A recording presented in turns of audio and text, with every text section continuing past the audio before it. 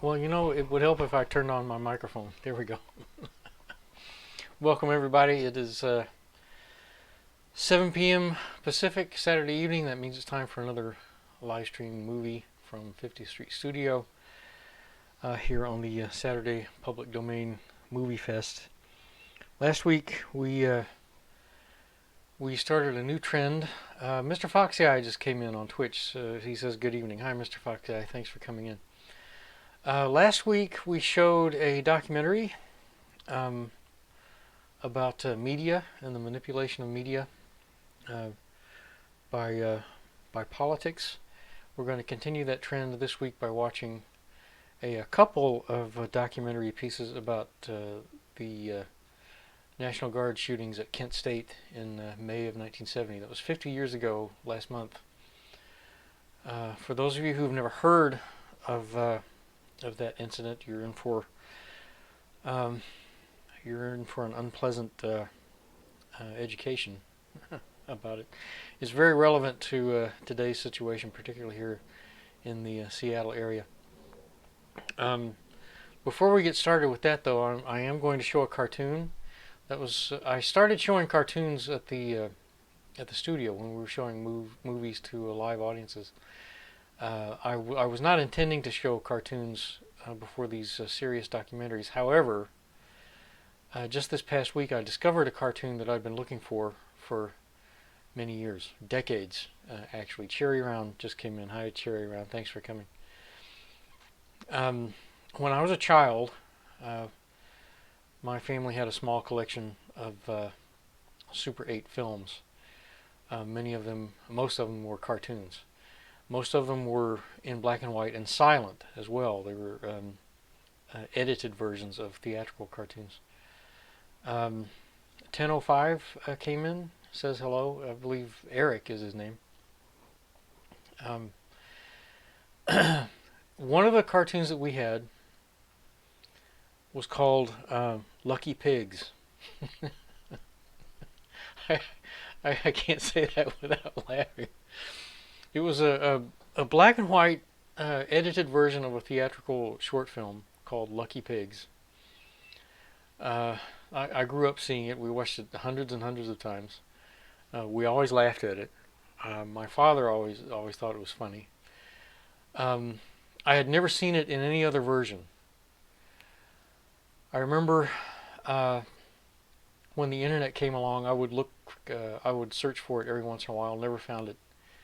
It'd never been posted anywhere. About 10 years ago,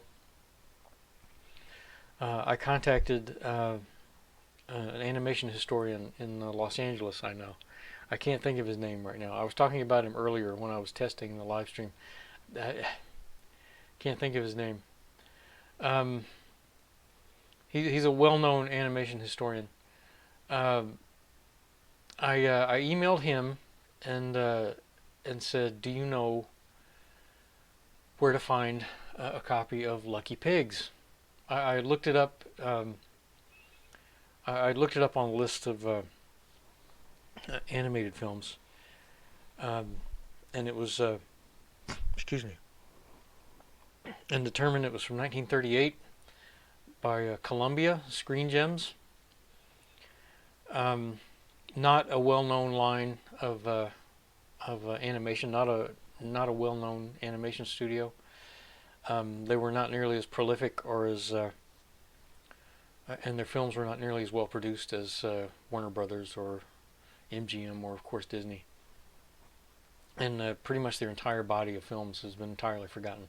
But anyway, I determined it was a Columbia Screen Gems film from 1938, and I asked this guy, oh, why can't I think of his name? I asked him, do you know where this can be found? And he said, yeah, it's on one of my DVDs. Um, which the contents of his DVDs are not available online. You have to buy his DVDs. Um, he's in the business of making DVD collections of unusual films, particularly animation. And I said, okay, but is there a place I can see it online right now? and he was, and he wrote back, and he's, oh, you kids today, you're so impatient. Well, anyway, I did not buy the DVD. I did not see the cartoon until 2 or 3 days ago. I think it was 2 days ago. I think it was Thursday. For some reason I thought of it and I said, I should search for Lucky Pigs again. And now it's on YouTube. Somebody posted it last November. I knew that if I waited long enough, Lucky Pigs would show up on the internet eventually, and so I'm going to show Lucky Pigs. This Thursday, 2 days ago, was the first time in all of my life, in my 55 years of life, that I've ever seen this cartoon in color and in sound. And the color and the sound don't add anything to it, honestly. They add nothing to it. It's not a great film, but it is memorable because of the subject matter and just the title, Lucky Pigs. It's about a family of down and out poor pigs living in a junkyard, living in a dump, and they win the lottery. And it's called Lucky Pigs. I can't say it without laughing about it. Anyway, I've also got Mr. Fox Guy says pigs don't seem lucky by and large, bacon, pork chops, etc. Yeah. Well, this is a cartoon. In other words, fiction. Um, and these particular pigs are lucky. I mean, how many pigs win a lottery? I'm also using. I'm also broadcasting with my camcorder, my JVC camcorder, instead of a webcam. I had wanted to do this last week, but Restream was having problems, was having technical problems, and because Restream couldn't connect to the internet through, I couldn't get OBS to connect to Restream.io. Robert just donated $5. Thank you, Robert. I very much appreciate it. He gets the Astro Boy with the rolling eyes. Mr. Fox Guy says image is noticeably better. Well, good. That was the whole point. I was wanting to do this last week. OBS was unable to connect to Restream. I assumed that it was a problem with this camera. So hastily before the stream started, I pulled everything apart and connected my regular old Logitech webcam. And then at the last moment thought, I had just seen Restream posted that they were having problems. So let me try connecting to Twitch instead of through Restream, and that worked. And it turns out it wasn't a hardware problem on my end at all. So this week, for the first time, instead of last week, I'm broadcasting with my professional camcorder, not crappy Logitech webcam. And the color should be much better. It should be much more even. We shouldn't be having any problems with a white balance. There shouldn't be any bright spots shining off of my forehead. And when I put my hands up in front of the camera, the white balance shouldn't freak out. Yeah, this is something I could have done years ago and didn't know it.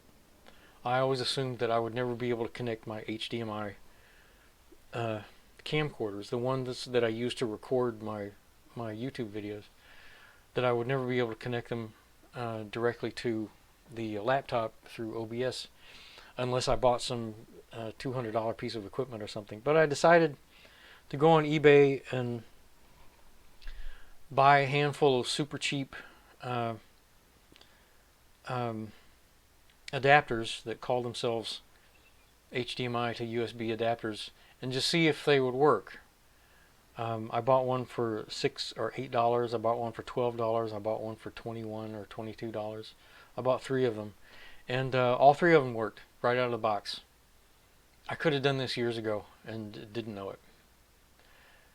So I'm going to have to spread the word. Yeah, I'm super pleased with how the picture looks, and I'm glad that you can tell on your end. I'm glad it actually works. And combining that with this lapel mic that I found in storage while I was unboxing stuff and sorting stuff at the studio, one of the things I pulled out of one of my old boxes was this lapel mic, which I'd forgotten I'd had. And they're actually, looking up this model online, they're actually pretty expensive. So I'm glad I have it. And I think the quality of the sound lets you know how good it actually is. Let me see if I can put this thing in front of a camera. It's an Olympus. Does the camera focus on it? There it is. Olympus. Could you hear me up there saying that it's an Olympus? Okay. Guys, tell me how, Robert, when you made the donation just now and you used the Streamlabs thing, are you watching on your desktop or did you do it through your through the app on your cell phone? Because I was looking through the Twitch app. I was looking at somebody else's stream and trying to look at my own stream, and I actually couldn't figure out how to get the Streamlabs link to come up on the cell phone app. He's using his desktop, yeah. So, yeah, the Streamlabs. I was assuming that the people watching on the Twitch app on their cell phones were able to do the Streamlabs donation thing just like anybody on this, but maybe not. That might be a real problem. I'll have to figure out how to get around that. I know that Miranda always donates through PayPal instead of Streamlabs, and she's always watching on her cell phone, and that must be why. I had never thought of that. I would like to ask you guys, Cherry and Mr. Fox Guy and Eric, to subscribe to my personal channel on Twitch and on YouTube. My name is ThinkBolt on Twitch and on YouTube. I'm going to start streaming live science fiction discussion talk shows. It's a show called What Are We Reading? And I think you all would find that entertaining. I saw the last half of Mr. Fox Guy's latest movie. Was that Thursday or was that last night? I've already lost track of how many days have gone by. Eric says, "Will do." Thank you. Yeah, Mr. Fox Guy, was that was last night? Yeah, I thought that was last night. I caught the last half of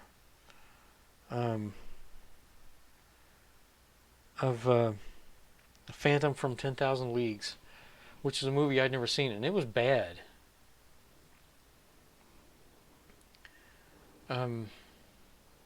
Yeah, Cherry Round says, "Wish I was there, but 9 p.m. is too late." That was a bad movie. Bad as in not entertaining. I've seen lame attempts at filmmaking before. That was one of the lamest I've ever seen. It's like the director wasn't even trying. When the big climactic moment of the movie came and went, and I said, wait a minute, was that it? And then other people on chat were coming up too and saying, did that just was that the end of the movie? It was so lackluster.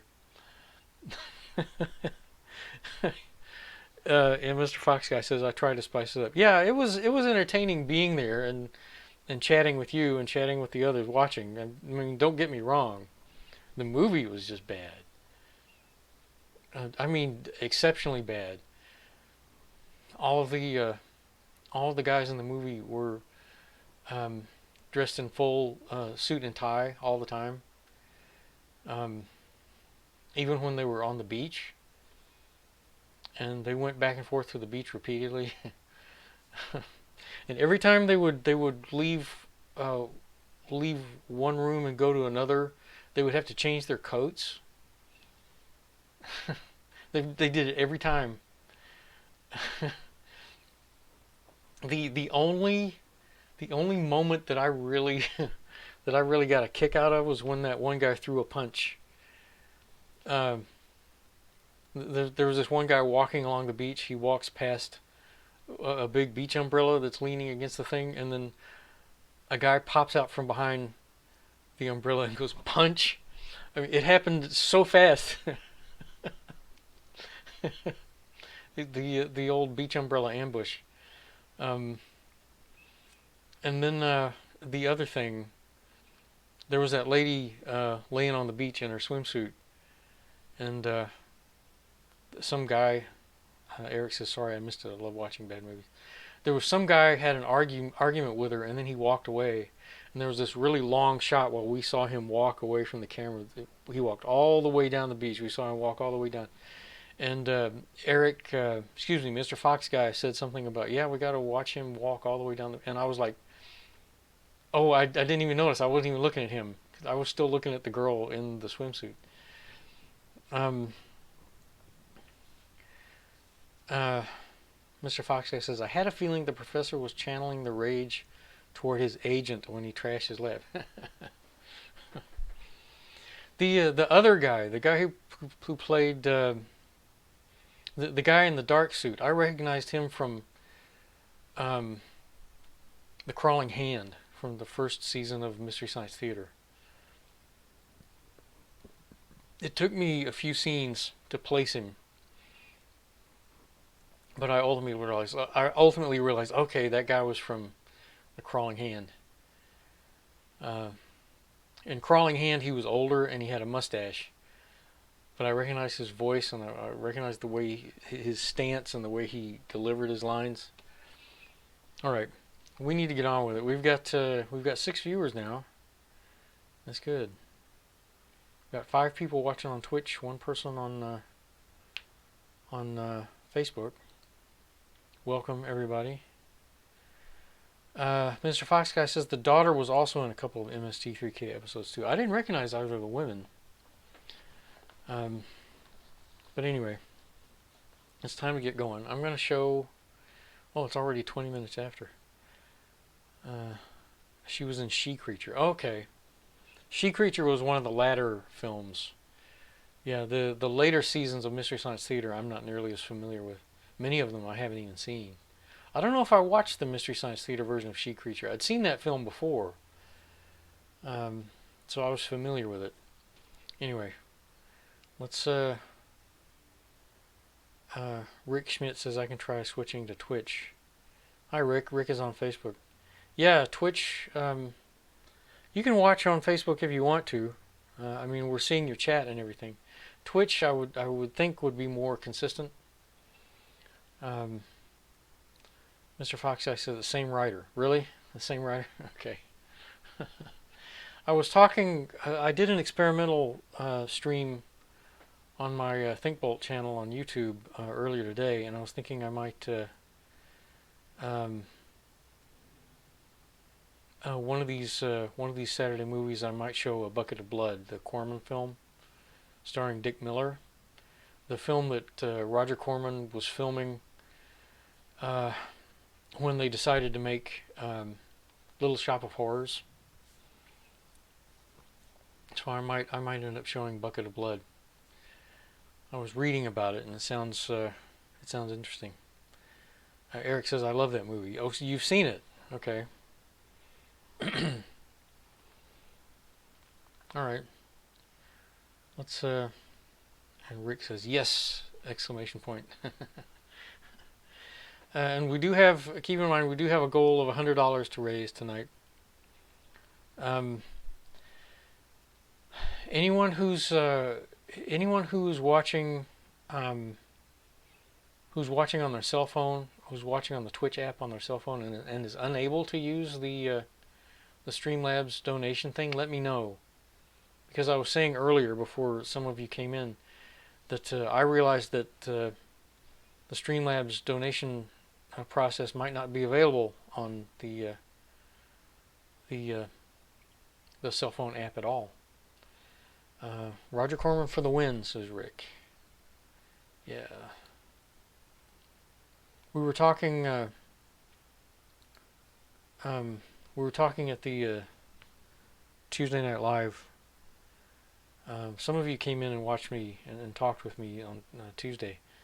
We were talking about what a rich source of material Roger Corman is, and So many of his films are public domain now, which is a good thing for us.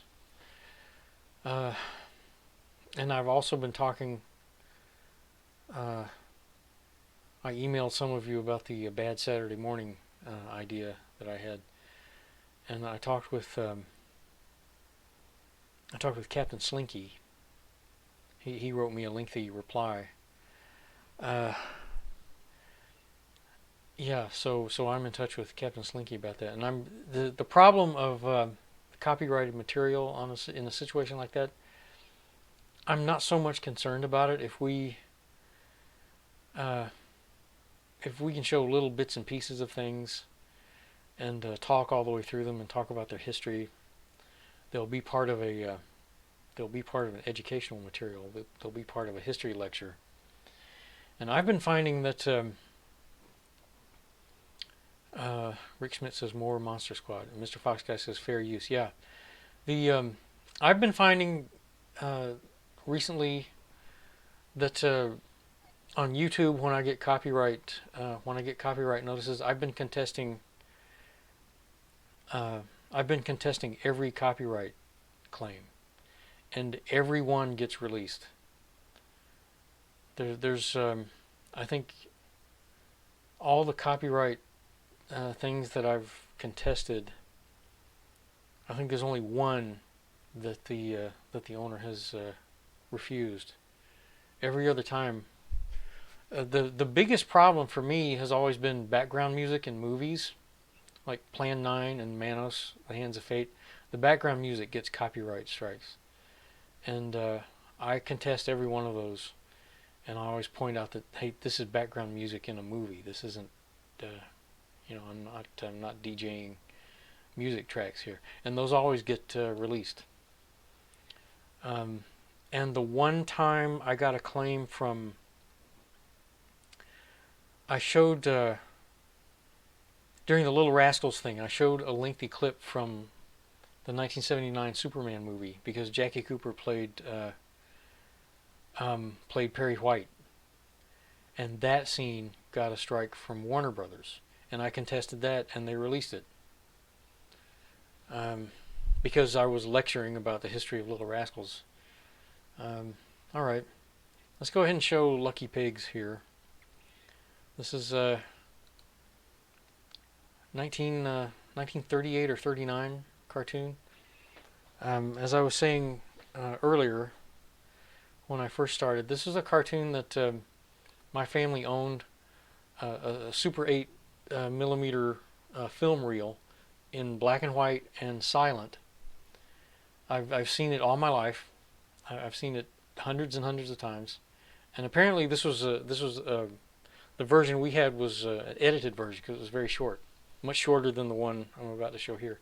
But I've been watching YouTube for decades for Lucky Pigs to finally show up somewhere, and just 2 days ago it finally popped up. It took until the year 2020. But here it is. 2 days ago when I played this video on YouTube, it was the first time I'd ever seen it in color and in black and white, and I have to tell you, it didn't contribute anything to it. But here we go, Lucky Pigs.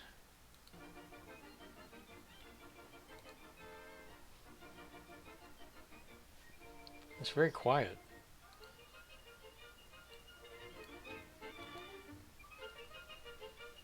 The Columbia favorites, the Columbia Screen Gems um, are not a series that people are familiar with. I'm not even familiar with them.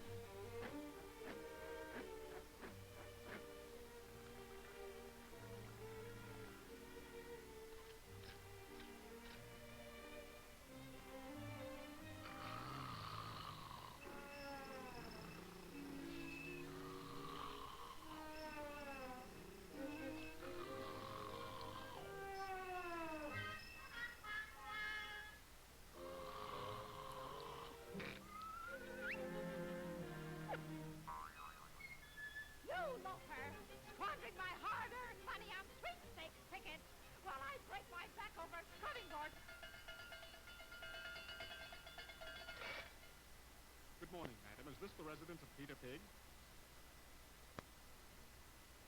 you're the winner of the Iris Sweepstakes. Good day.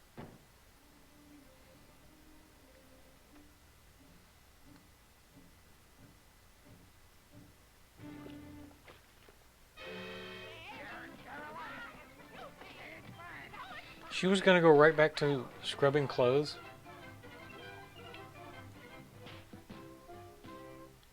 Good morning, madam. Would you post the newsreels?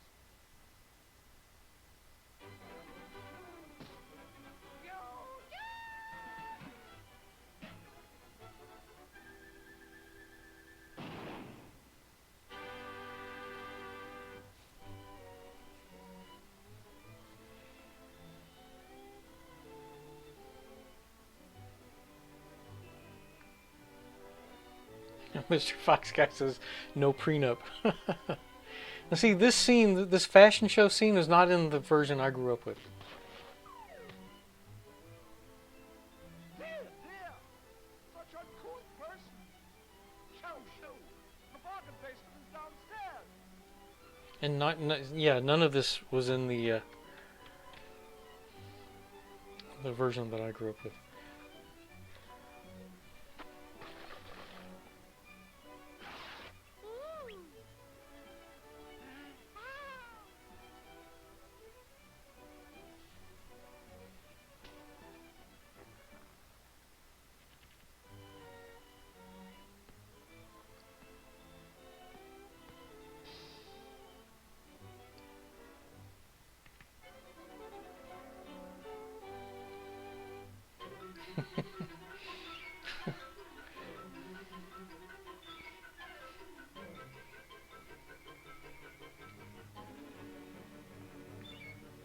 This montage was not in the version I'm familiar with either. I believe it cut directly from the that photo shoot with the press directly to them walking out of the store. Yeah, directly to this scene here. Yeah. I like the design of this this clothier character. He's like a spindly little deer or something.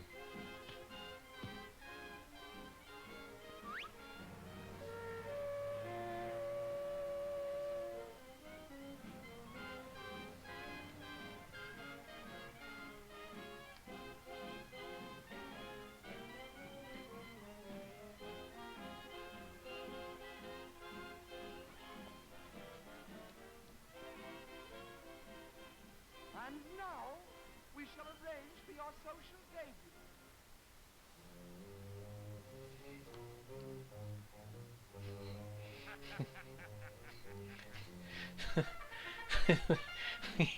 The IRS cackling sinisterly.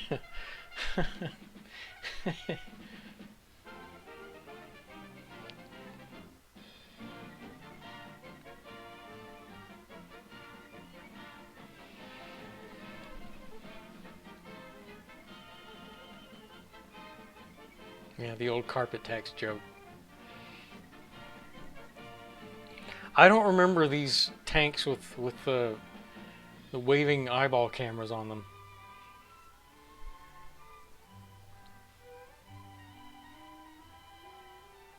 One-righty turtle bottom. Why, really, Lady Turtlebottom, it's so good of you to come to my social day. Really, Wait, Turtle, wait, it's wait. so well. You disappose.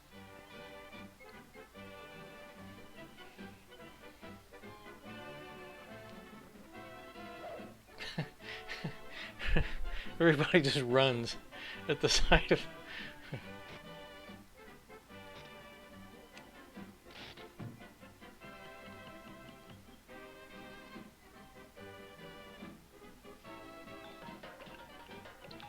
Whoever wrote this cartoon was making a very clear statement about their opinion.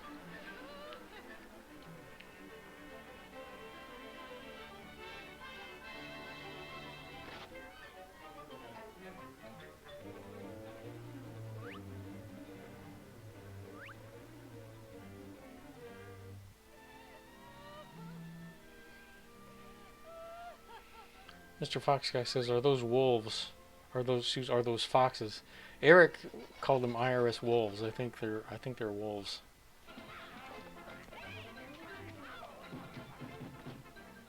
Is this the residence of Peter Pig? Well, I'm the winner of the sweepstakes, and that's my share.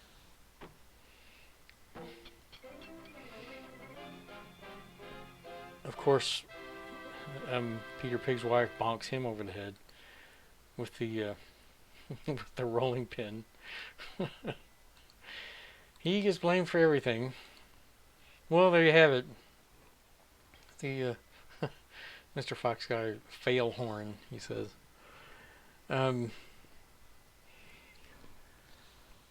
look, I misspelled the word goal over here on the thing. I spelled it GOSL instead of GOAL. Well, we've got a $100 goal tonight as usual, and we've got $5 so far. Well, there was the disappointing Lucky Pigs from 1938 or 39. It reminded me of a word from Firefly. What are you getting at? A word from Firefly? You talking about the movie? Or the TV show? Whatever. Let's get on with it. We've got a couple of documentaries to show. I'm glad to see our new regulars here tonight, Mr. Fox Guy and Eric and Rick Schmidt. I'm wondering where our old regulars are. Haven't seen some of them in a while. We're going to watch a half-hour documentary film from 1972. The Joss Whedon show phonetically sounds like another word I recall from the show. Okay. A documentary from McGraw-Hill, the encyclopedia company. I believe it's from 1972. The incident happened in 1970, so this was put together very quickly. I watched about half of it, so I've not seen all of it, and we'll talk about it. We'll talk about it after it's over. I'll watch the chat, and if anyone has any questions or comments, we'll be sure to get those in.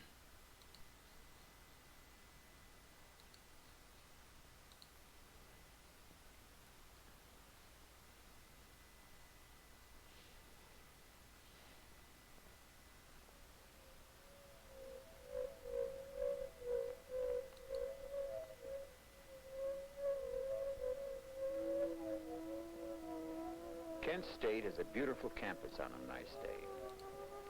Another school, this campus hasn't changed very much since a tragic event shocked the nation and the world.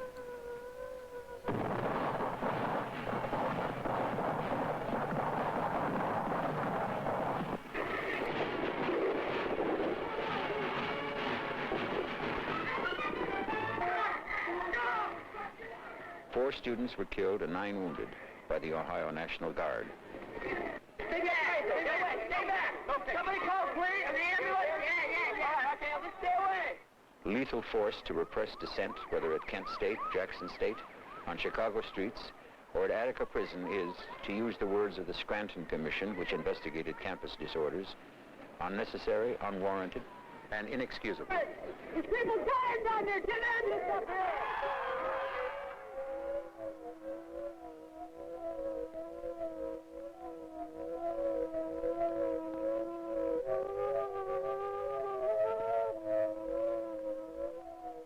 I'm E.G. Marshall.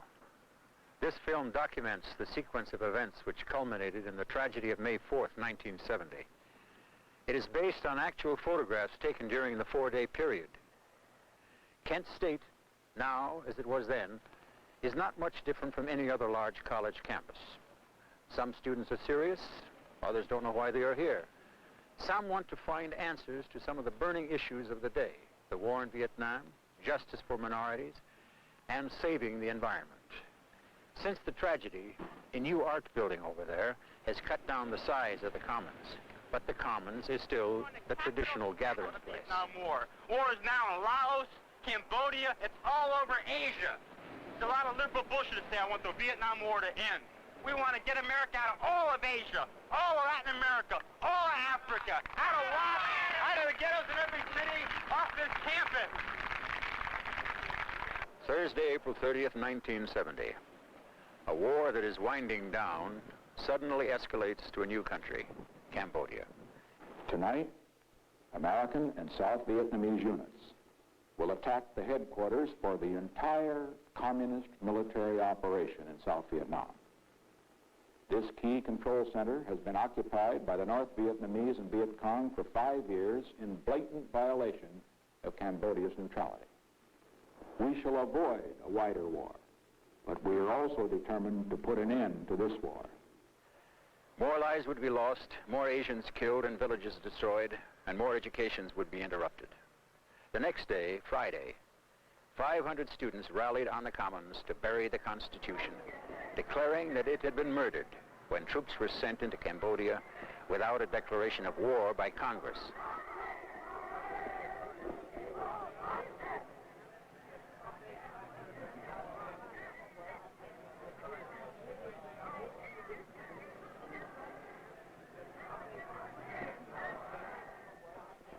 The place to go that night was the Strip, North Water Street. Rock music was playing, and 3.2 beer, legal in Kent for 18-year-olds, was flowing. The talk was about Cambodia. A bottle was thrown at a passing police car. A bonfire was started in the street. Windows were broken. The mayor imposed a 12 o'clock curfew, closed the bars, and ordered all the students back to the campus. On the way back, more windows were broken.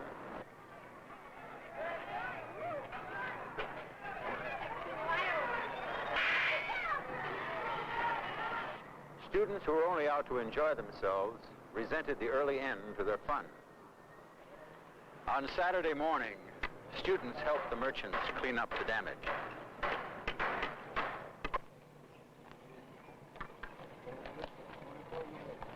But fears mounted in the community. There were rumors of a plot to take over Kent. The mayor imposed an 8 p.m. curfew and called for help from the Ohio National Guard.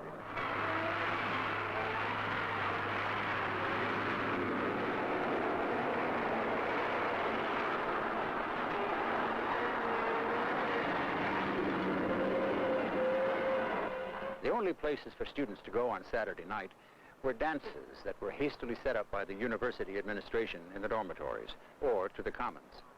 The old ROTC building, which stood where I'm standing, became a target on which to unleash pent-up feelings. Some sticks and stones were thrown, then some flares, finally a torch. When the firemen arrived, some people on the Commons tried to stop them from fighting the fire and slashed their hoses. The campus police did not intervene or try to stop the students at this point. The fire fizzled out, and the campus police surrounded the building.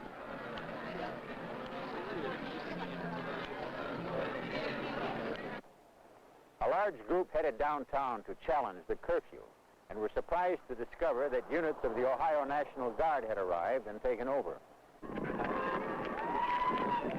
The students are now marching around the hub and onto the Commons. The guards used tear gas and bayonets to force the students back to the campus. When the crowd returned to the Commons, the ROTC building was flaming furiously in a different section of the building.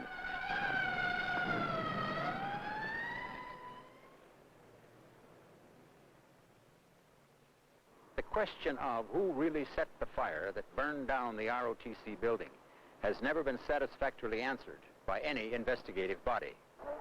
However, the Guard took over the campus. They rounded up everybody, the guilty and the innocent. Tear gas, used most generously by the Guard, forced everyone into the dormitories. The next morning, Sunday, Governor James A. Rhodes, running for nomination to the United States Senate, arrived on campus. This is when we're going to use every part of the law enforcement agency will have to drive them out of Kent. These people just move from one campus to the other and terrorize the community.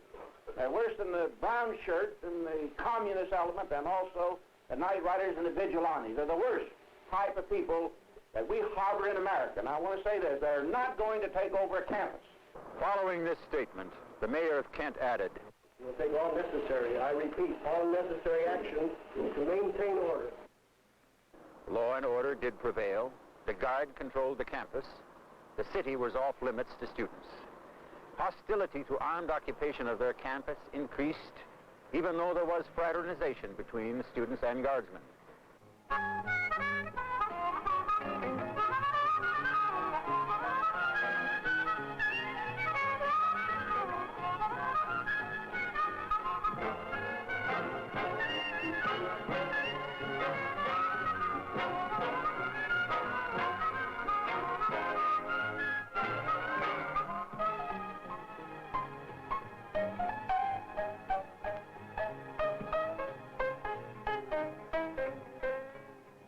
Sunday night, the action was at Prentice Gate.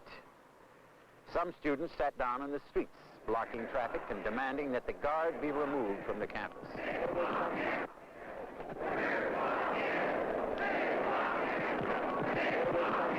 No one in authority would meet to hear the students' demands.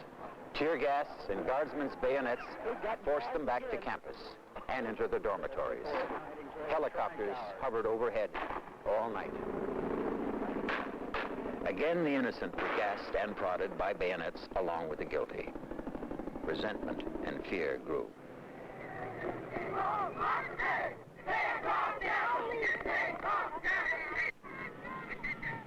By Monday morning, Cambodia and Vietnam receded into the background.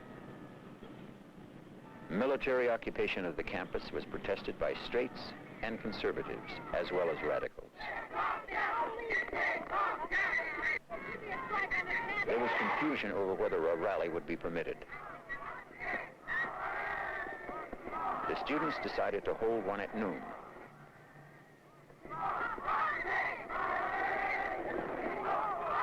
The guard and the university administrator said it could not be held.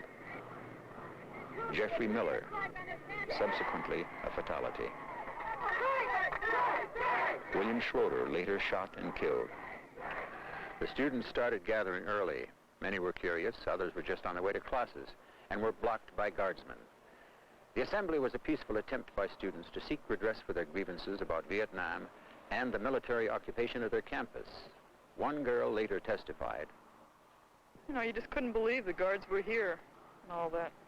And you just didn't know how to handle it. I mean, you're just furious that the guards are on your campus. I mean, why? I mean, I've done nothing, and they're here, and I can't go anyplace. I just couldn't believe my campus had been taken over by the guards. They wouldn't let me cross down there. I just walked around the building and almost walked into a guard with his gun and his bayonet. The student who voiced those feelings had been on her way to class. She was later gassed and then came within 3 feet of guardsmen's bullets in the Prentice Hall parking lot.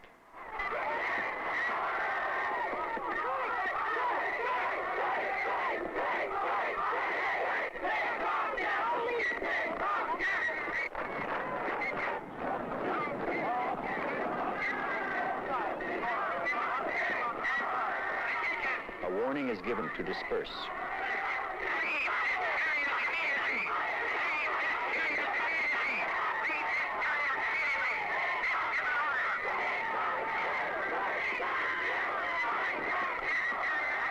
When the Jeep mission failed, Brigadier General Robert Canterbury ordered the troops to disperse the crowd.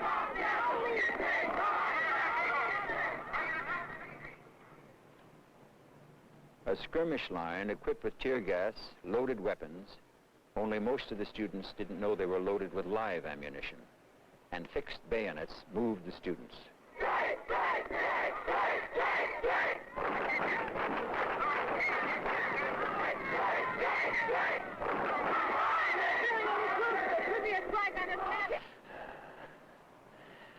Students later claimed we weren't doing anything.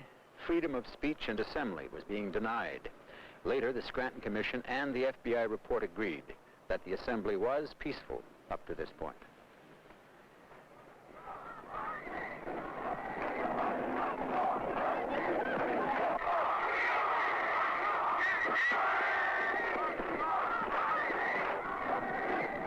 The students disperse.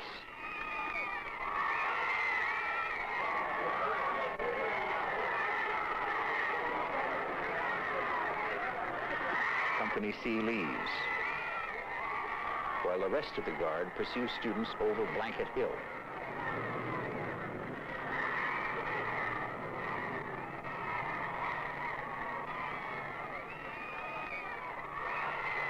Allison Krauss is visible to the troops for the first time.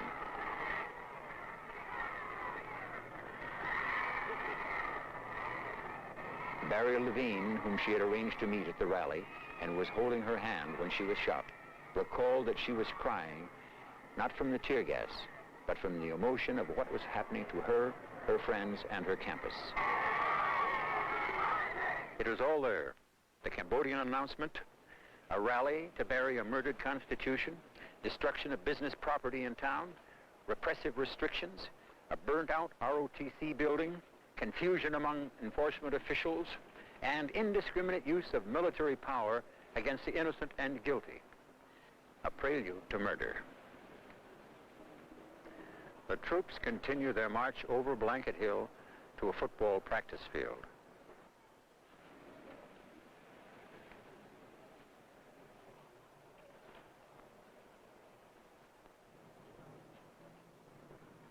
A fence around the practice field is the end of the march. Rocks are hurled at the guard from the Prentice Hall parking lot. Rock throwing was at its height during the 10 minutes that the guard was at this location.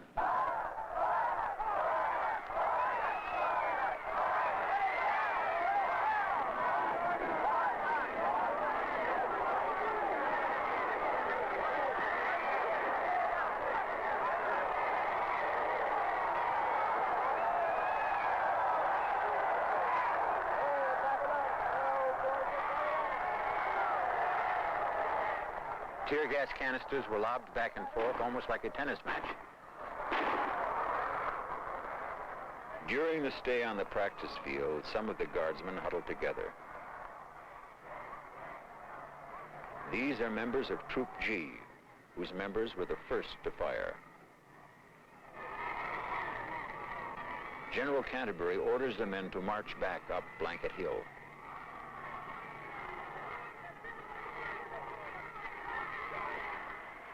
Troop G is on the right flank. Members of Troop G keep looking back toward the parking lot.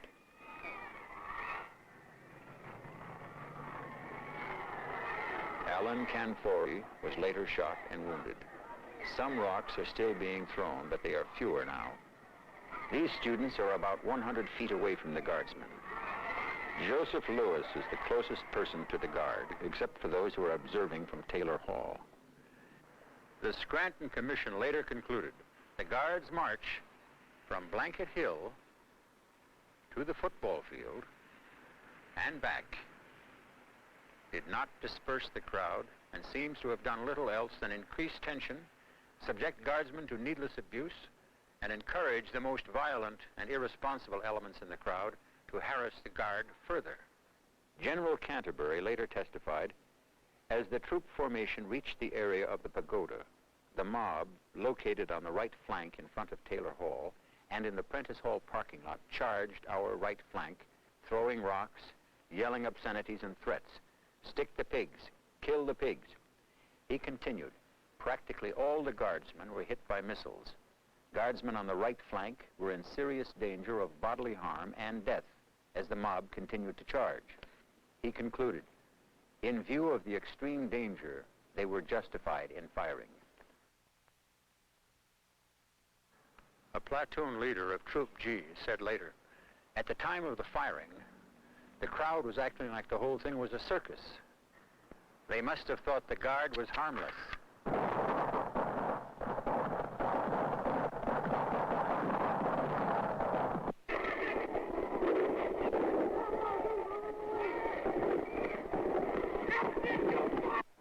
We can take another look.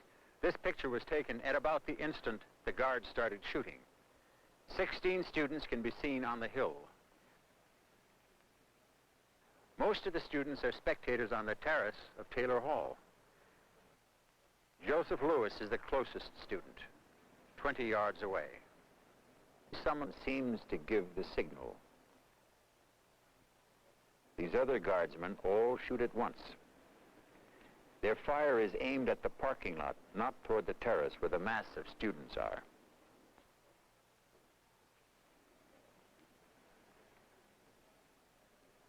Members of Company A fire into the air.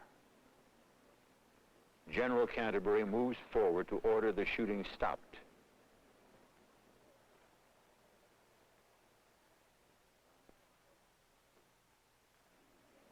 A sergeant brings Joseph Lewis down with 2 shots.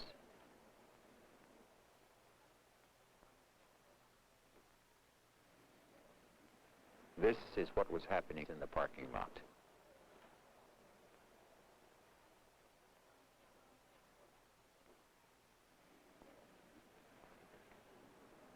One student had an 8mm camera recording the action from a window in Tri-Towers, over there.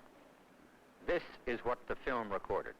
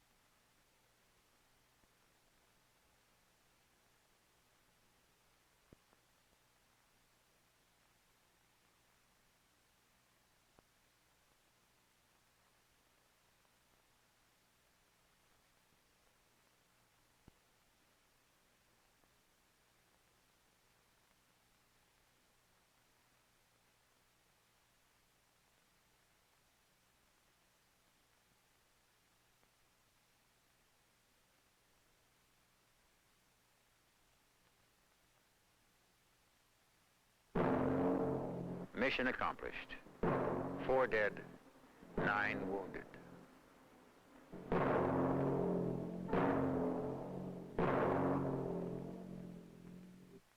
The dead and wounded at Kent State leave grave questions with us all. The Scranton Commission investigating campus disorders called the shootings unnecessary, unwarranted, and inexcusable. The Justice Department's summary of the FBI report concluded that the guardsmen were in no immediate danger from the students.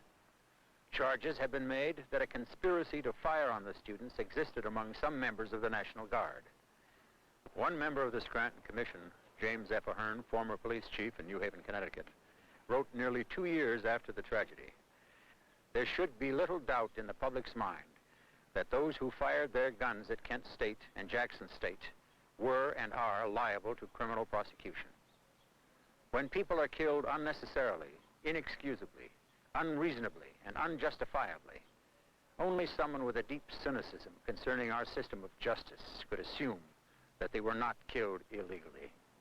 Kent State, Jackson State, Attica, Orangeburg, May Day in Washington, and similar incidents which occur daily are symptomatic of our society. Can we continue to condone illegal killings and sanction the use of force to repress dissent and still maintain ourselves as a free society? The United States Constitution guarantees the right of the people peaceably to assemble and to petition the government for a redress of grievances.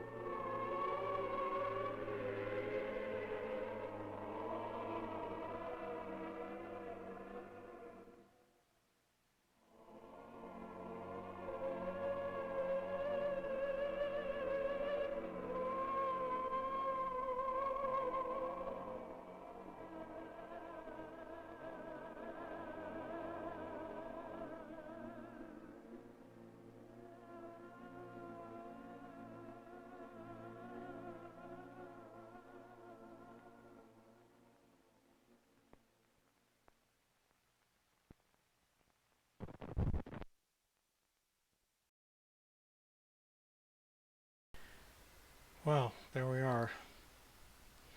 Yeah, that was impressive.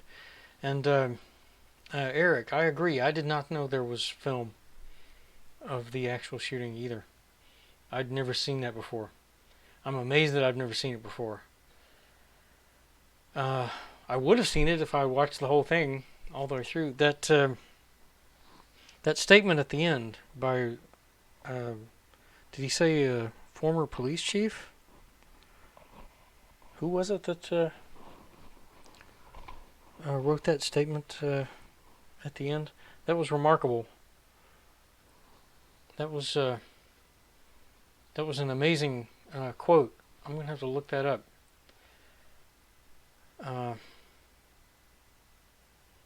Yeah, I'm going to have to look that up, write that down, copy it. The sound on that film was surprisingly bad. A lot of wobble in the audio there. But a remarkable film just the same. And it was 1972. The notices about the indictments and the acquittals obviously were spliced in later, like 2 years later. But man, what a remarkable film. Does anybody have any questions, any comments before we move on? We have 4 people watching on Twitch, 1 person on Facebook. Again, donations are open as usual. Goal tonight is $100. The next thing I'm going to show is also 20 minutes or half an hour. It was recorded this year and posted just recently on YouTube. It is an interview with Gerald Casale, one of the founders of Devo, who was there, who was on the Hill when that happened. He was a student at Kent State at the time, and the incident was probably the reason he created Devo, along with Mark Mothersbaugh. Mr. Foxeye says, just a comment, history repeats itself. Yeah, that's why I'm showing this, because it's so relevant. Let's see, it's just after 8 o'clock now. I'm going to go ahead and start the next video. Again, this will be Gerald Casale,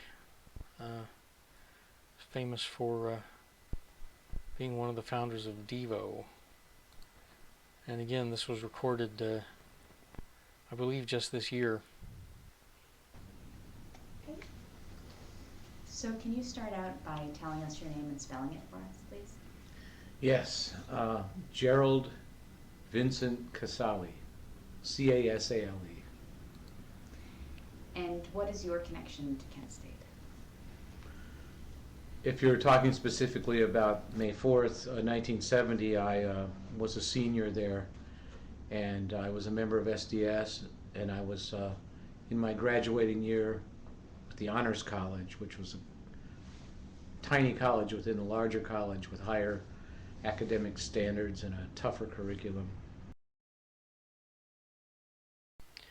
He mentioned there that he was a member of SDS. He's talking about the Students for a Democratic Society,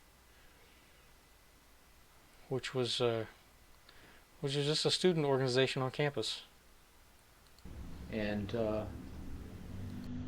I was in the middle of the action that day, the horror, the chaos. Can you describe to us your memories of the days leading up to the 4th and the 4th? You know, what's funny is the days leading up to the 4th, namely that weekend, with all the action in town and the burning of the ROTC building on campus, I only have spotty individual memories of it because I wasn't at all of that action. I certainly was downtown on Saturday night, as most students who liked music and drinking were often. And there was a bar, God, I'm trying to remember the name of it. It was a bar where most of the art students hung out, like people involved in studio art, dance, design. And we were some of those people that were herded out of the bar by the cops. We weren't participating in the kind of like spring break type violence on the street, and that's what I'd have to characterize it as. It wasn't as if it was some big organized political action. It was just a general anger, discontent, students with raging hormones mixed with some political ideas, conflicting with authority figures who were despicable, low, and inciting kids to go further so that they could do what they wanted to do to them, which was arrest them, hurt them, because they hated them.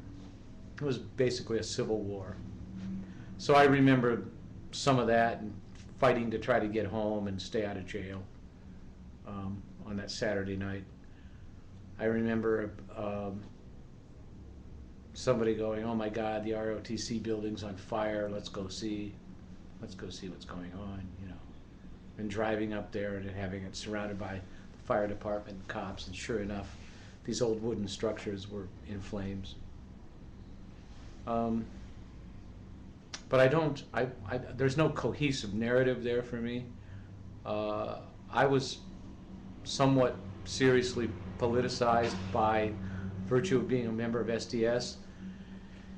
And these things that were going on were spontaneous and out of control, and they weren't actionable on an SDS level, because SDS actually had some discipline and some modus operandi that involved a certain level of analysis and of planning. So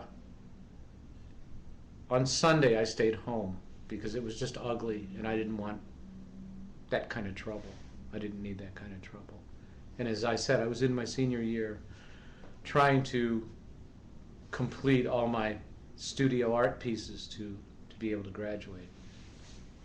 So when we all saw the news that night,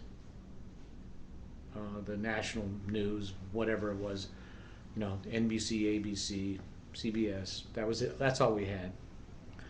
And they all gleefully proclaimed Nixon's bombardment of Cambodia and the expansion of the war into Cambodia. I knew even before making a phone call, and certainly this was phone calls before cell phones, that there would be some serious problem on campus Monday, that we wouldn't be going to classes, that this would not be business as usual, because this was another breach. This was just a further kind of escalation of kind of corrupt government and Nixon trying to dissolve the separation of powers within our government.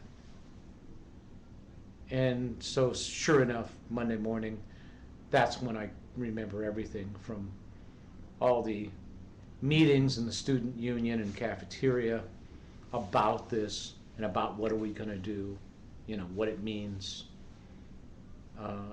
to the decision to hold a rally, to the discussions that we knew the Guard were in town, what would they do.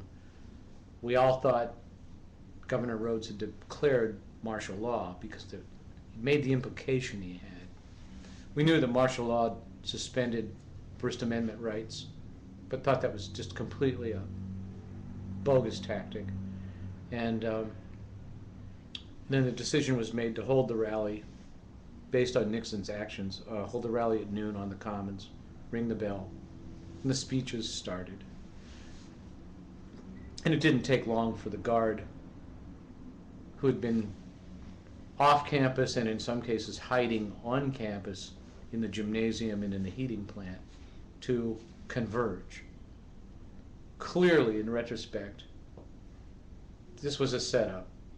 All of us naive students were playing right into a completely planned ambush. And the guard basically surrounded us on 3 sides, limiting our movement so that we couldn't really leave campus by heading towards the front edge of campus to get off quickly. And they ordered us to disperse. And then, of course, as you've heard over and over, everybody's recollections are pretty clear here and pretty consistent, which is that the students were like, you know, pigs off campus, you know, fuck you, this, that. Looking to defy these people that they clearly hated as much as those people hated us.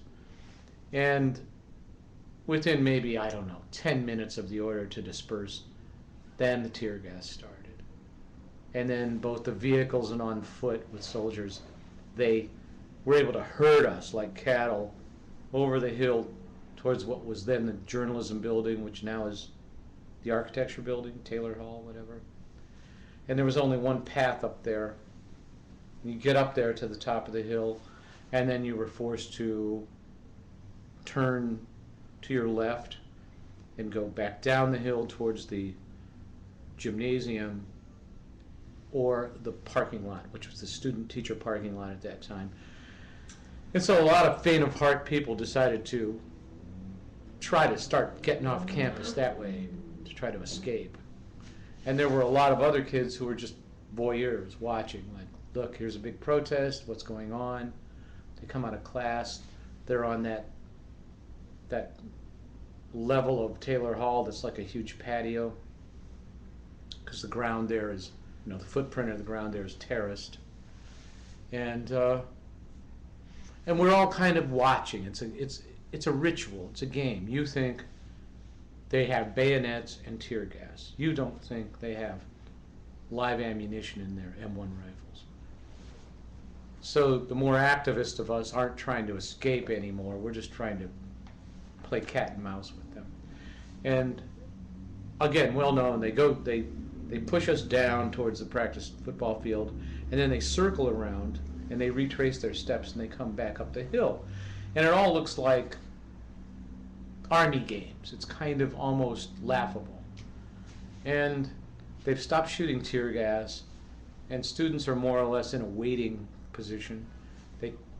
Soldiers, a whole like battalion of them, come up the hill, and I was positioned to the left, which I guess, I'm not sure about the orientation, east, west, south, north. I guess that would have been southwest of Taylor Hall, but quite far up, like within viewing distance, that pagoda where it's clearly in my vision. And most of the students were behind the group I was with. They were either down the hill in the parking lot where Alison Krauss was shot, or on the access road to the gymnasium where Jeffrey Miller ends up laying dead. And what I can't understand and don't understand, although it was suggested today why, the guard, this like 12 of them, or apparently 12, it certainly looked like more to me then, but they stop and I see one of their guardsmen in a gas mask to the side of them at a right angle, and he's yelling, and I don't know what he's saying, you know, just chaos and fear. And he makes a gesture. This is what I see. And I see them turn. And my friends and I are wondering, what are they going to do now? Now they're going to come back down the hill and charge us with their bayonets? Because they were lowering their bayonets. And they don't advance. They just stand there. And then the next thing I know, I'm just staring at them as they shoot. And I'm much closer to them than where Jeffrey was or Allison was. And it takes about 3 seconds to realize it was live ammo and everybody's screaming and there's wailing and screaming. And I turn around and that's when I see Allison over my left shoulder. I didn't know it was her yet. That turned out to be her. And then people are screaming, Jeffrey, and I knew Jeffrey, and I looked down, he's face down, and the blood's running down the sidewalk, and it was basically in that time frame of the famous picture with Mary Lou Vecchio. Although I don't remember seeing her when I saw his body and bleeding. I don't think she was in her position yet. And I couldn't understand, why did they shoot past us who were closer to them, over our heads, down the hill, and shoot at people who were either A, just watching, B, trying to get the hell out of there, going to that parking lot to get in their cars, or C, all the way over where Jeffrey was, which was in nowhere near a threatening position. Anyway, it was suggested today that when they had been down near the practice football field, that Jeffrey was among the group of people who had been most aggressive at yelling back at them and trying to throw the tear gas back at them, and that possibly they shot back towards those kids because they had had an encounter with them and had a beef against them and wanted to get them. At any rate, I find all that, in a way, a black hole in space, unsatisfying. You'll never know. It doesn't matter, because we're dealing with unarmed students, and nothing they were doing in any way, shape, or form warranted them dying. This is just a non-discussion there. This is a hideous act. They basically got away with murder. And that's why I said in my speech today, there's never been any justice. Because no one's ever had to be accountable. It's never been called murder. The pittance that the family's got is an insult, slap in the face. And no one understands just the degree of the injustice and the terror there was that day. So that is what I remember and how I view it. How did your experience at camp that day impact your life? The first thing that happened to me when I realized that there were students shot with M1 ammunition, dying or dead, and you're seeing real blood running down the sidewalk, and you're seeing real exit wounds, and it's not Hollywood TV movie violence. I got sick to my stomach, my knees buckled, and I fell down on the grass. That's the first thing that happened to me. I lost it. And I went into slow motion, like in a car crash. Like, sound wasn't real. People weren't moving in real time. Everything gets compressed, like Raging Bull when Jake LaMotta's getting hit, you know. And I sat there in terror for 2 hours, feeling like I was going to vomit. And myself, along with hundreds of students, then were herded off campus with the help of the teachers who were protest monitors. They had the black armbands on, but the guardsmen had formed basically an exit pass that went down to the corner of whatever that is, Water and South Lincoln, where the old gates were, and marched us double file off campus. And that would be the last time I walked onto campus in 3 months. It became a lockdown crime scene occupied by the National Guard. And I was forced to walk all the way home, 4 miles away, west on Water Street. And by that time, news had broke out, and locals, hideous locals like hillbillies, had been deputized by the sheriff's department and the police department, and they were patrolling in like unmarked, like regular civilian cars, like, you know, Chevy Biscaynes, you know, with black wall tires, and these guys would drive by you and have guns, point them at you out the window. Get off the street, fucking hippie, you know. I mean, you were shitting your pants. It was terror. Get home to the apartment, you know, just feeling safe to be alive.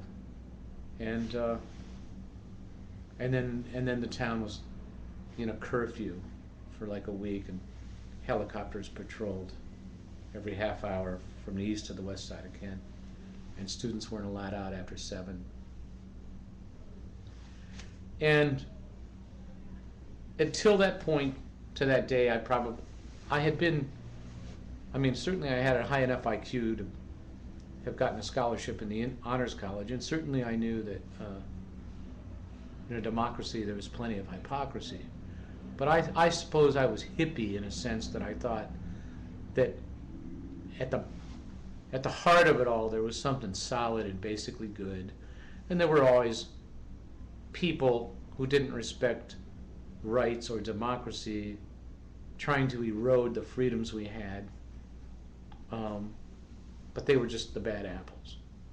That there was an inherent goodness, you know. So I went from Mr. Peace and Love to no more Mr. Nice Guy pretty quick. And when Stephen Stills sang that song with Crosby, Stills, Nash and Young about how he almost cut his hair, well, I did. And I chopped it off. I drove to Cleveland and went to one of the black community pimp stores and bought tight stove leg pants and a black leather 3/4 inch jacket, length jacket. I didn't want anything I was wearing or anything I had anymore. And so I got very, very angry. I mean, had I been wired a little differently, had I not been a really creative person, had I not had an outlet to maybe express it through music or art, I probably would have joined the Weather Underground. That's probably what I would have done. I wanted to kill him. It was upside down. I mean, really. And I mean, certainly one viable or seemingly viable alternative was to seek revenge, get them. Because you realize there is no justice. It's all a big lie. Brute power wins. The media controls the story. You can check the records. Akron Beacon Journal, especially the Record Courier, the Kent paper. Headline that night, May 4th, students shoot guardsmen. Locals thought students had hurt or killed guardsmen and were out to go get students. None of the accounts that came out were even close to accurate. They were all complete propaganda, for the powers that be to spin the students as hardcore political activists, commies, outside agitators hired by SDS, brought in from out of state, just the horror and scare, the fear tactics. So I don't think I would have started the band Devo. I really don't, had it not been for what happened to me that day. And within 2 years, my friends and I had the name Devo, and we had an idea for a band, and it was conceptual. And it was not about nothing. It wasn't about doing drugs and whining about not getting laid or singing a rock song about getting laid. It was serious content, serious issues. Started getting serious about it on a daily basis in 1973 and became my obsession then. And by 1975, we had a working band that could go play live with a body of work. And we were getting laughed at, and we were getting bottles of beer and other things thrown at us, and we were getting hated. But that only made us feel like we were on the right track. Because having had the experience I had of being, I think, on the right side of an issue all the way back, and having that spun as being the bad guy, then it makes it easy to not be some whining little hippie that, oh, they didn't like me, I'm so sensitive, I just want to make art that people like. It's like, no, it's like, look who's hating us, morons. This is good. So it just fueled our resolve. And I see the connection. I see the timeline between 1970 and 75 and ultimately 76 when we go out to Los Angeles and start playing in the clubs, in the punk clubs. And then we played there for a year and eventually every label started coming to see us until there was a bidding war, and we got signed. So I mean, it took, you know, a long journey, but it turned around. In what ways has what happened at Kent stayed with you over the years? Oh my God. Everything I brought up in my speech today made me feel like I was having either A, panic attack, or B, a acid flashback. It really stays with you. That's all I can say. It's got to stay with you the way that you would expect anything to stay with anyone who has been totally traumatized and victimized. You know, whether it's Bosnia, Sudan, you know, the Holocaust, name it. There's so many Holocausts and horror stories to name on this planet. I mean, the history of this planet is the history of humans being inhumane to other groups of humans, slaughter, killers, murderers. That's history.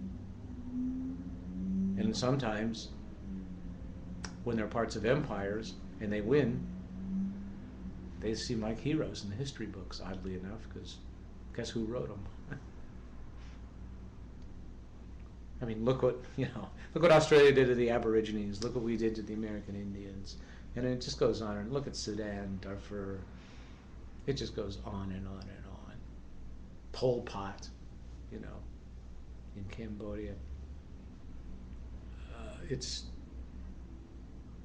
You often feel like the character of Marlon Brando's Kurtz in Apocalypse Now, where he meets up with Dennis Hopper in the cave and he goes, the horror. It's like you feel numbed and shut down. You realize there is no justice. There really isn't. And there's really no outside reason to be good or take the high road. The only reason to do that is by a personal choice. But if you expect a reward for that, you're really a liberal moron. Because you're just going to invite people to want to kill you. Because evil rules. What does it mean for you to be back here on the 40th?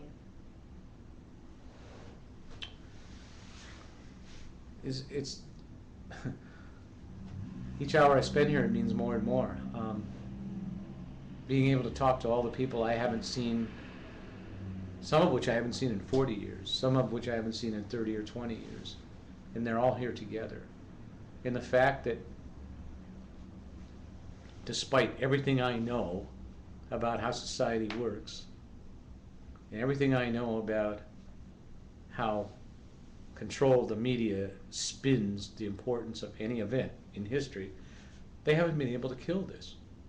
I'm alive right here today, and I couldn't even believe how many people at this point in time, 40 years later, were out on the commons paying any attention whatsoever, that there was any press, that now, luckily, with the internet, and with the instant dissemination of that information unfiltered on YouTube, that there is what I've always hoped for and what I tried to emphasize in my speech, which is a whole new audience of 20-year-olds who have to know what happened, and not in some silly way about learning historical details, because that makes it like history class that no kid ever likes. But if you present history in the true way history should be presented, which is, this is just the story of human nature, and it never stops. And people either learn from history or they repeat it. That makes it totally exciting. And that's what I saw the possibility of today. That they get it, that it's an ongoing struggle, just as democracy was an idea 200 and some years ago. And somebody had to fight for it. And then other people come along and try to twist it and use it and tamp it down and declaw it. And if you're not aware of why you're supposed to do this or what the idea was, you can forget the idea and it'll be gone. You know, it's like anything. I don't care. Try to start a band and you have an idea, right? And then one guy quits the band and then a new guy comes in and he didn't share any of those ideas. And if he's charismatic enough, he can just waste that idea and take everybody going this direction. That's the same thing with democracy. You could do that easily.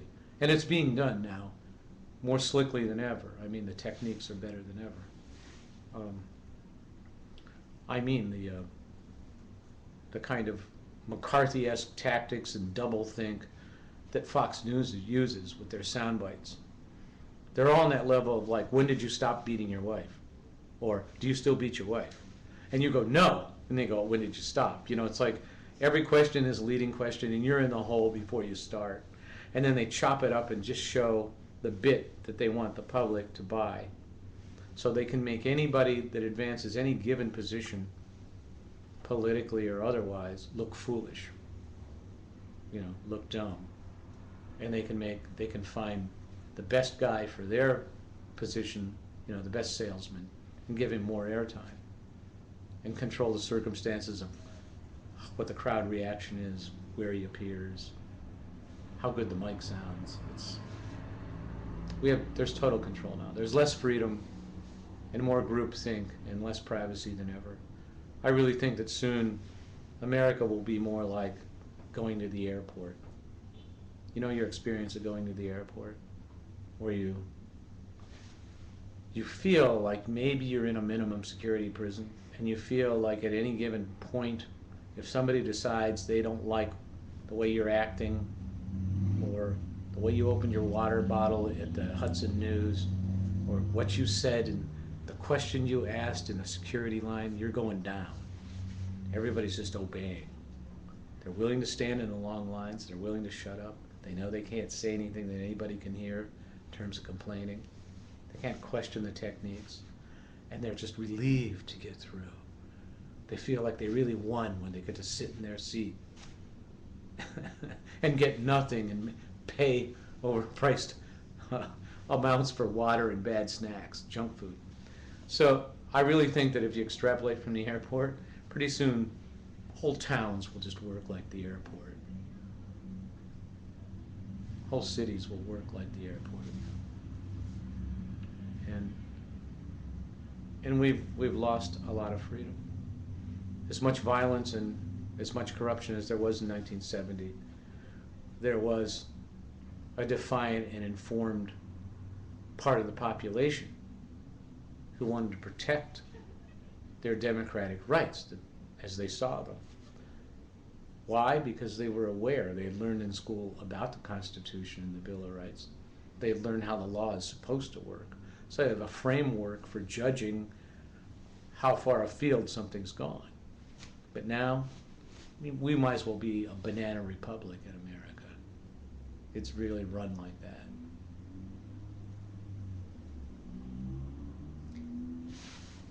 Why do you think it's important that young people learn about what happened at Kent?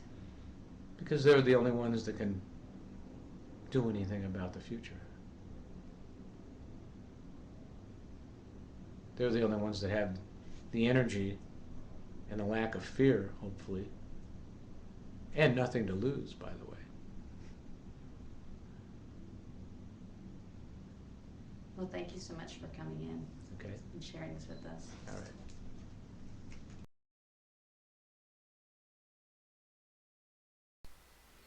All right, there we are. Boy, that got dark. It resonated with me. I agreed with everything he was saying at the end, especially the thing about the airports. I've always felt that after the Bush era, after the TSA was invented and the Homeland Security was invented, I always felt like people should be avoiding airports and avoiding travel, but the fact was that people were traveling more than ever and making use of the airports more than ever, even in the face of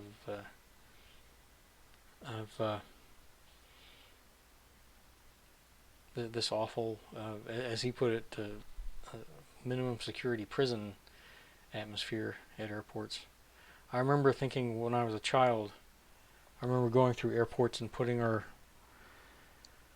luggage through the X-ray machines, and I remember thinking, you know, the way a child thinks, thinking of a giant X-ray machine that we would have to walk through, and I remember thinking no one would ever stand for that.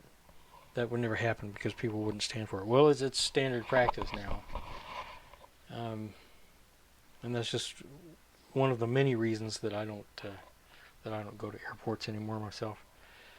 Because there were so many things he said there at the end. I was talking with one of my board members at 50th Street a few weeks ago, talking about how millennials that are becoming adults now and starting to vote, sometimes I think that they're going to turn everything upside down, that they're going to sweep away all this nonsense and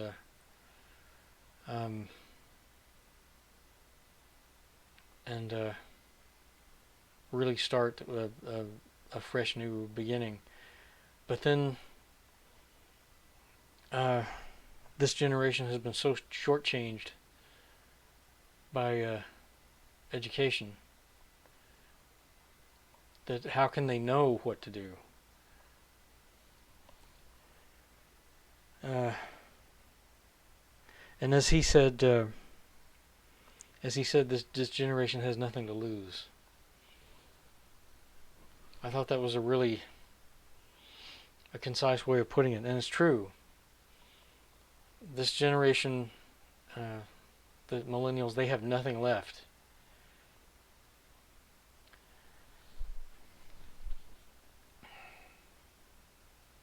Does anybody have any questions? Anybody have anything to add? Oh, I should add that I was mistaken about this particular video. As you probably noticed yourselves, at one point the interviewer asked him, "How do you feel about being here on the 40th?" And I thought, the 40th?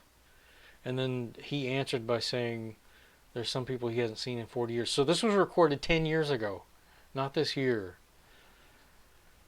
I looked up the video on YouTube where I got it. It was uploaded by someone with only 9 subscribers. A new account. It was posted. It was posted 1 year ago, and it says that it was recorded on Ustream. That I was looking at this before she mentioned the 40th, and I thought, Ustream, this must be old.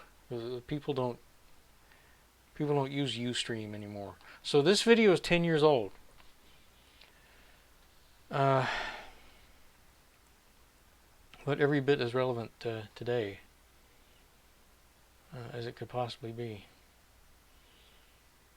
I'm going to have to go back to that first film and find that quote I was so impressed with.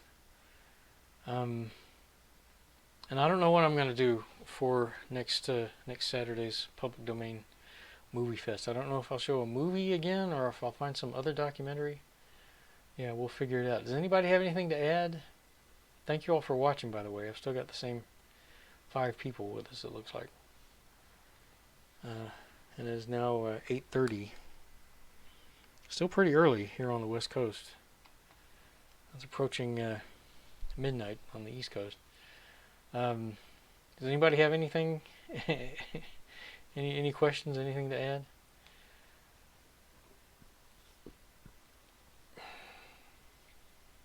Well, I'll be in touch with Captain Slinky and Mr. Fox Guy, and we'll arrange this Saturday morning thing that we've been talking about.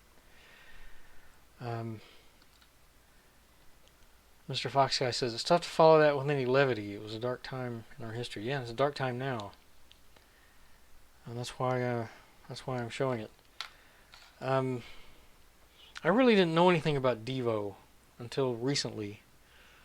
I was a fan of some of their music when I was in high school, but I didn't know any of their names until just comparatively recently. And every time I see something by Gerald Casale, I'm impressed with what he has to say. Yeah, I think it's I think it's going to be important to get back to showing entertaining films, to doing the Saturday morning thing, and I think it's equally important to do to be active in the things that are happening today. People tell me that they feel like they should be doing something more important. I feel like the important things, the important actions you can take, the important things you can do that make a difference, you don't need to do them online. You don't need to do them in public. Yeah, there's plenty that we can do. There's plenty that we should be doing. We don't need to be doing it on YouTube or Twitch or Instagram or Facebook. So yeah,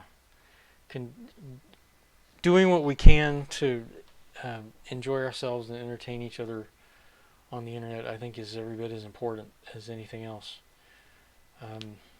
Eric says it was very enlightening. Yes, it was. I think he said a lot of things that we all think that we but we don't necessarily want to say out loud.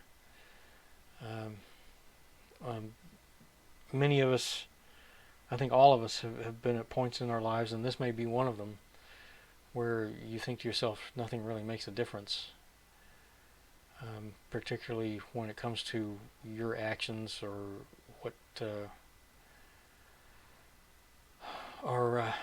what position you take, and that choosing to be a good person is just that. It's just a choice.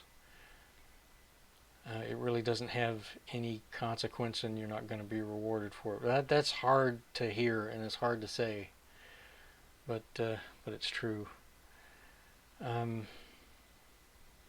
Minnesota Lake says, I've noticed that many millennials today are for socialism, unfortunately. I don't know that that's unfortunate. I think we're living in a nation that's become so fascist, so overwhelmingly fascist, that the only thing we can do, that any position we take that's in opposition or less than 100% supportive appears socialist. So yeah, I very much encourage young people to move away from the directions that our so-called leadership are moving us. The very concept of firefighters and emergency responders and even police are socialist ideas, by the way. Mr. Fox Guy says, I'm tired of hearing about the evils of socialism when we take advantage of public schools, fire departments, social... Yeah, right there.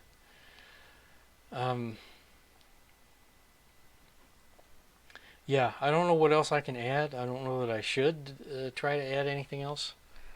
Come back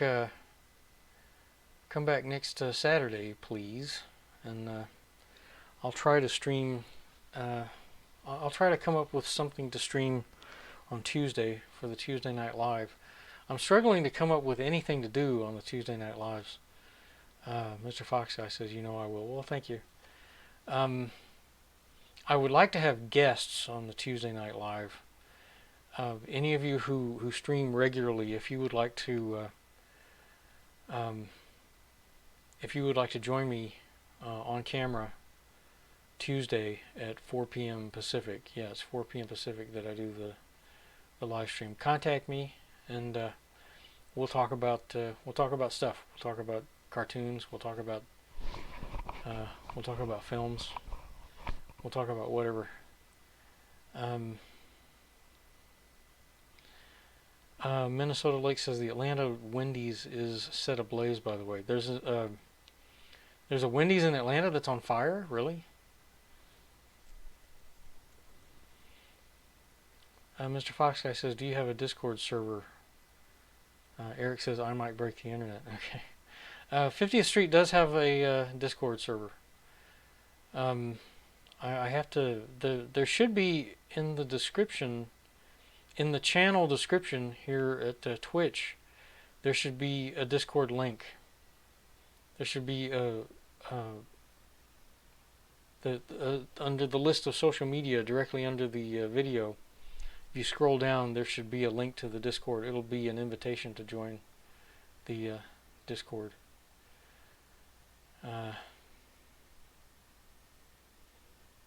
Yeah, so yeah, there is a 50th Street Discord. He says, just joined. Okay. I have my own Discord as well for the 30-second sci-fi stuff. You can find that in the description of the ThinkBolt, the Twitch. And I'm going to start promoting an updated edition of the Manos coloring book. I have a page set up for it where people can pre-order. And I'll create an intro video for that. I should have done that weeks ago. I'll try to work on that tomorrow. But right now, I need to go to bed. I'm pretty tired. And pretty down right now, honestly. So I'll see everyone next time. Thank you for coming. Thank you, everybody. Eric says, I love the book. Did you order a copy? Did you? I sent you a copy, right? Didn't I? Yeah. Okay. Mr. Fox Guy says, have a good night. You too. Thank you for joining us, Minnesota Lakes.